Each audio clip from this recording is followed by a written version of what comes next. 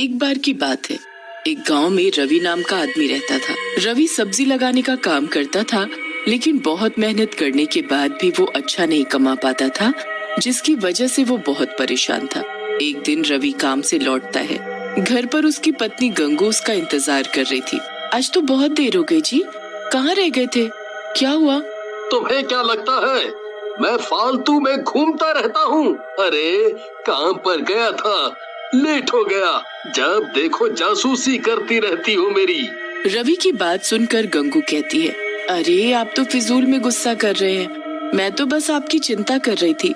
तभी रवि के बच्चे पिंकी और राहुल वहाँ आ जाते हैं और रवि से बोलते हैं, पापा कल हमारा स्कूल पिकनिक पर ले जा रहा है, मैं भी जाऊँ क्या? कहीं नहीं जाना है पिंकी, चुपचाप घर पर बैठो और पढ़ाई करो। वैसे भी हमारे पास पैसे नहीं हैं। पापा आपके पास तो कभी पैसे नहीं रहते।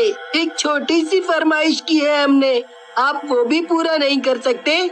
राहुल की बात सुनकर रवि को गुस्सा आ जाता है और वो रवि को जोर से थप्पड़ मार देता है। ये देख गंगू भी गुस्से में आ जाती है और रवि को धक्का देते हुए बोलती है, तुम्हें जरा सी भी अकल नहीं है क्या?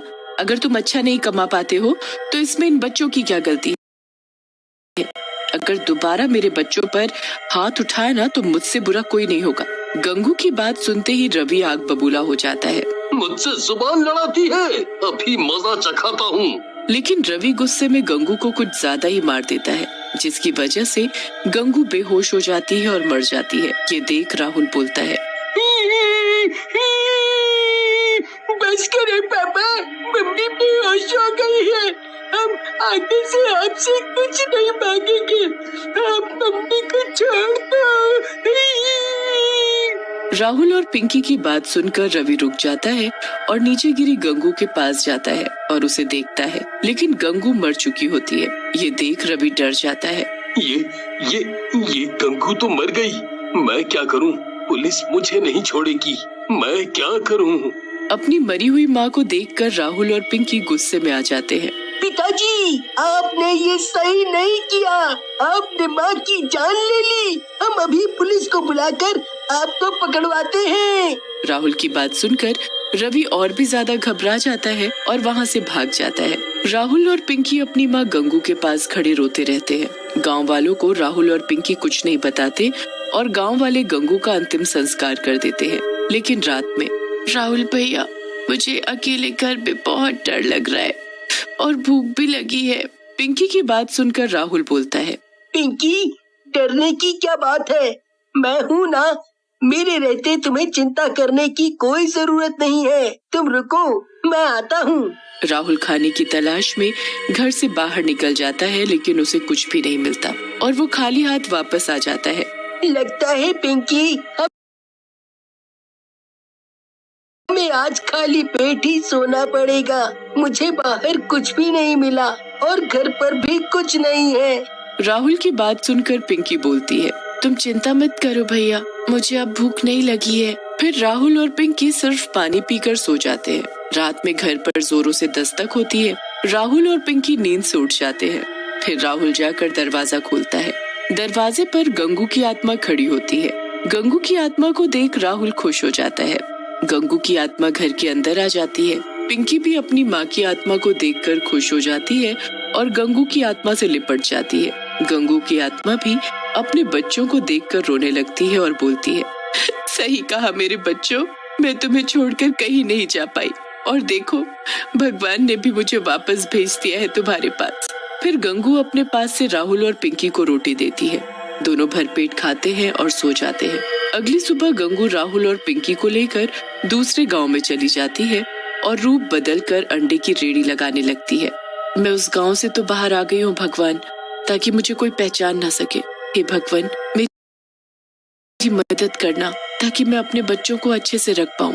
फिर गंगू रोज अंडे की रेड़ी लगाती और अंडे और ऑमलेट बना बना कर बेचती। उसके ऑमलेट और अंडे बहुत ही ज्यादा स्वादिष्ट होते, जिसकी वजह से दूर दूर से लोग उसके पास आने लगे। गंगू बहन, तुम जो ऑमलेट बनाती हो बहुत ही स्वादिष्ट होता है। मैंने उतना बढ़िया ऑमलेट कभी नहीं खाया। गांव वाले की बात सुनकर गंगू की आत्मा बोलती है, सही में भैया लेकिन मेरे पति को तो मेरे हाथ का खाना पसंद नहीं है। अच्छा बहन, माफ करना, आपके पति को फिर कुछ नहीं आता जाता, उसे नहीं पता स्वाद का। हाँ।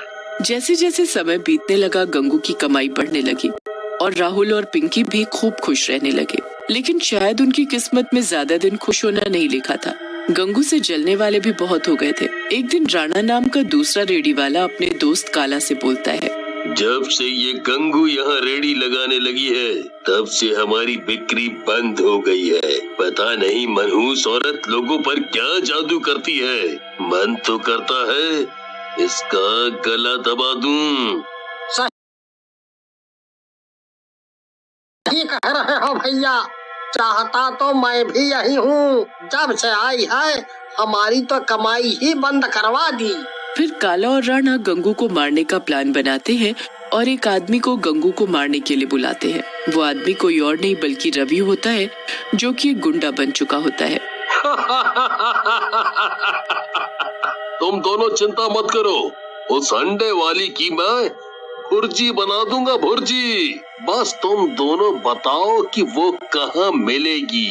फिर रवि काला और राणा की बताई जगह पर गंगू की रेड़ी के पास पहुंच जाता है और गंगू को पीछे खड़े होकर बोलता है, ए औरत, तूने मेरे दोस्तों का काम चौपट कर रखा है।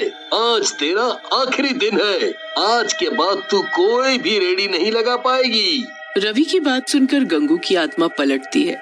रवि गंगू को देखकर हैरान रह जाता है और डरते हुए बोलता है, गंगू, तू जिंदा कैसे हो गई? मैंने तो तुझे अपने हाथों से मारा था। रवि की बात सुनकर गंगू हंसने लगती है और बोलती है, तेरी मौत मेरे ही हाथों लिखी है, इसलिए शायद भगवान ने मुझे वापस भेजा है और मैं गंगू नहीं उसकी आत्मा हूँ, समझा? तभी गंगू अपने डरावने चुड़ैल के रूप में आ जाती है और रवि को गर्दन से पकड़कर उठा लेती है। रवि दर्द और दम घुटने की वजह से तड़पने लगता है। छोड़ दे मुझे गंगू, जाने दे, माफ कर दे। मैं कभी ऐसा नहीं करूँगा, माफ कर दे। तभी वहाँ पिंकी और राहुल भी आ जाते हैं। रवि की ऐसी हालत देखकर राहुल और पिंकी गंगू के पास जाते हैं और बोलते हैं, माँ, आप पिताजी को मत मारो, इनके खून से अपने हाथ मत रंगो, हम दोनों यही चाहते हैं। पिंकी और राहुल की बात सुनकर गंगू रवि को दूर फेंक देती है और बोलती है, देखा दुष्ट, तेरे इतना बुरा करने पर भी मेरे दोनों बच्चे तेरी जान बचाना चाहते हैं। जा, यहाँ से चला जा। लेकिन तभी वहाँ काला और राणा आ जाते हैं और पिंकी और राहुल को पकड़ लेते हैं और बोलते हैं, बहुत हुआ तुम दोनों का मिलन। गंगू, तूने हमारे काम धंधे में बहुत नुकसान किया है, आज उसका बदला लेंगे हम दोनों। ऐसा कहकर राणा और काला अपने एक हाथ में चाकू निकाल लेते हैं और राहुल और पिंकी की गर्दन पर रख देते हैं। लेकिन तभी वहाँ खड़ा रवि उन दोनों को जोर से धक्का देता है। राणा और काला गिर जाते हैं, जिसकी वजह से राहुल और पिंकी आजाद हो जाते हैं। ये तूने क्या किया रवि? अब इनसे पहले तेरा नंबर आएगा। ऐसा कहकर राणा और काला रवि को चाकू मार देते हैं। रवि घायल होकर गिर जाता है। गंगू को बहुत गुस्सा आता है और वो उन दोनों को उठाकर दूर फेंक देती है, जिसकी वजह से काला और राणा दोनों मर जाते हैं। गंगू रवि के पास जाती है और बोलती है, आज तुमने मेरे दोनों बच्चों की जान बचाई है, इसकी वजह से मैं तुम्हारे सारे पुराने पाप माफ करती हूँ। गंगू की बात सुनकर रवि रोने लगता है और बोलता है, मुझे माफ कर दो गंगू, मैंने बहुत बड़ी गलती कर दी, मुझे माफ कर दो। रवि की बात सुनकर गंगू बोलती है, तुम्हें मैं माफी तभी दूंगी जब तुम अपने बच्चों को संभालोगे और उनका ख्याल रखोगे। मैंने अपने दोनों बच्चों के नाम बहुत पैसा छोड़ा है और अब ये अंडे की रेडी तुम संभालो। मैं उनका पूरा ख्याल रखूंगा गंगू, और आगे से पैसों के पीछे भी नहीं भागूंगा, मेहनत करूंगा। हाँ, मेहनत। फिर गंगू की आत्मा वहाँ से गायब हो जाती है। एक शहर में एक बहुत ही बड़ा परिवार रहता था। हरी एक ऑफिस में काम किया करता था। एक दिन हरी जब घर आता है तो सबको एक खुशखबरी सुनाता है। अरे कहाँ हो सब, जल्दी आओ, जल्दी। क्या हुआ बेटा? क्या हुआ हरी, क्यों शोर मचा रहे हो? अरे वाह बाबूजी, बात ही कुछ ऐसी है कि क्या बताऊं। पहले जरा विमला को आने दो, फिर बताता हूँ। हाँ जी, मैं भी आ गई। अब बताओ क्या हुआ? जिस घर के लिए मैं 4 साल से केस लड़ रहा था,